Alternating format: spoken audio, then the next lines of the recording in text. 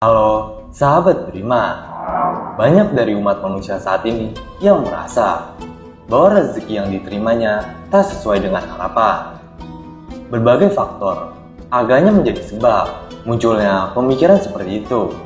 Salah satu faktor adalah pemahaman yang keliru tentang rezeki, termasuk makna dan macam-macam rezeki. Maka dari itu, ketahuilah bahwa semua rezeki itu dari Allah Ta'ala. Terkadang Allah luaskan rezeki kepada seseorang, terkadang juga Allah sempitkan. Tugas kita adalah menerima semua putusan Allah dengan sabar, syukur, dan merasa cukup dengan apa yang Allah karuniakan. Inilah yang disebut kunci kebahagiaan. Rasulullah SAW bersabda, "Sungguh beruntung orang yang berislam, lalu Allah beri rezeki yang secukupnya, dan Allah jadikan hatinya qanaah atau merasa cukup dengan apa yang dikaruniakan kepadanya." Hadis riwayat Muslim. Namun, kebanyakan dari kita terkalahkan oleh hawa nafsu, sehingga merasa tidak pernah cukup. Dan Rasulullah SAW juga bersabda, "Andai Bani Adam memiliki dua lembah yang penuh dengan harta, maka dia akan mencari lembah yang ketiga, dan tidak ada yang bisa memenuhi perut Nabi Adam kecuali tanah, yaitu kematian." Hadis riwayat Bukhari. Terkadang, berapapun banyak yang Allah berikan, masih saja seseorang merasa miskin dan kurang, sehingga hidupnya tidak pernah bahagia, karena terkurung pada perasaannya yang senantiasa merasa kurang.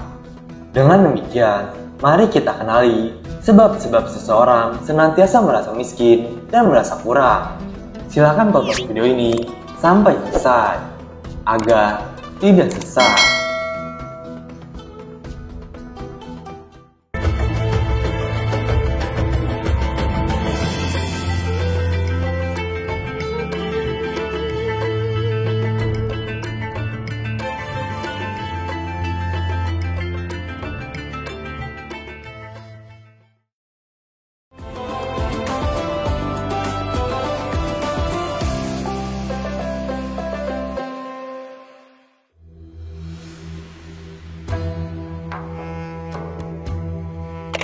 Pertama, tujuan hidup dan ambisi terbesarnya masih mencari dunia, bukan akhirat.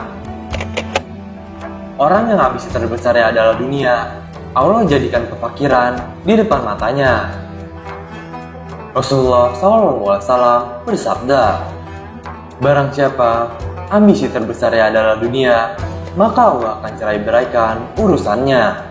Allah jadikan kefakiran di depan matanya, dan ia tidak mendapatkan dunia kecuali sesuai apa yang telah ditetapkan baginya. Barang siapa yang ambisi terbesarnya adalah akhirat, Allah akan memudahkan urusannya. Allah jadikan kekayaan di hatinya, dan dunia akan mendatanginya dalam ia tidak menyangkanya." Hadis riwayat Ahmad. Ibnul Qayyim rahimahullah mengatakan, pecinta dunia tidak lepas dari tiga hal: kegalauan yang terus-menerus, keletihan yang terus-menerus, dan kekecewaan yang tiada berakhir. Kedua, banyak bergaul dengan orang kaya, kurang bergaul dengan orang miskin. Orang yang banyak bergaul dengan orang-orang kaya yang memiliki harta lebih banyak darinya, ia akan menganggap remeh nikmat Allah yang ia dapatkan. Sebagaimana sabda Rasulullah SAW, "Lihatlah orang yang berada di bawah kamu, dan jangan lihat orang yang berada di atas kamu. Karena dengan begitu, kamu tidak meremehkan nikmat Allah yang diberikannya kepada kamu." Hadis riwayat Bukhari dan Muslim. Banyak bergaul dengan orang-orang yang miskin dan lemah akan melembutkan hati dan menjauhkan jiwa dari cinta dunia. Dari Abu Hurairah radhiyallahu anhu, ia berkata, ada seseorang yang mengeluhkan keras hatinya kepada Rasulullah SAW. Maka beliau bersabda kepada orang tersebut, "Jika engkau ingin melembutkan hatimu, berilah makanan pada orang miskin, dan usaplah kepala anak yatim." Hadis riwayat Ahmad. Ketiga, tidak mau bekerja dan malas. Ketika seseorang tidak mau berusaha dan malas mencari rezeki, bagaimana mungkin ia lepas dari kefakiran? Maka bagi laki-laki tidak boleh malas dan enggan bekerja. Para lelaki kaum muslimin tidak boleh malas bekerja karena mereka bertanggung jawab memenuhi nafkah keluarganya. Rasulullah SAW bersabda, "Mukmin yang kuat lebih baik dan lebih dicintai Allah daripada mukmin yang lemah. Semangatlah pada perkara yang bermanfaat bagimu dan mintalah pertolongan kepada Allah dalam perkara tersebut dan jangan malas. Jika engkau tertimpa musibah, maka jangan ucapkan, andaikan saya melakukan ini dan itu. Namun ucapkan, ini takdir Allah, apa yang Allah inginkan itu pasti terjadi. Karena ucapkan andaikan itu akan membuka pintu setan." Hadis riwayat Muslim.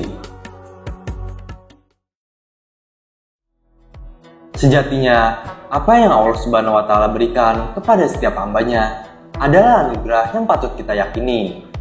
Allah Subhanahu wa Ta'ala tahu betul apa yang harus Dia berikan kepada setiap hambanya. Jadi percayalah, dengan berkonah, hidup pun akan jauh lebih tenang. Demikianlah penjelasan terkait mengapa kita senantiasa merasa miskin dan kurang. Semoga dengan adanya konten ini dapat menambah wawasan dan pengetahuan bagi kita semua. Wassalamualaikum warahmatullahi wabarakatuh. Keistimewaan 21 binatang yang disebut dalam Al-Quran.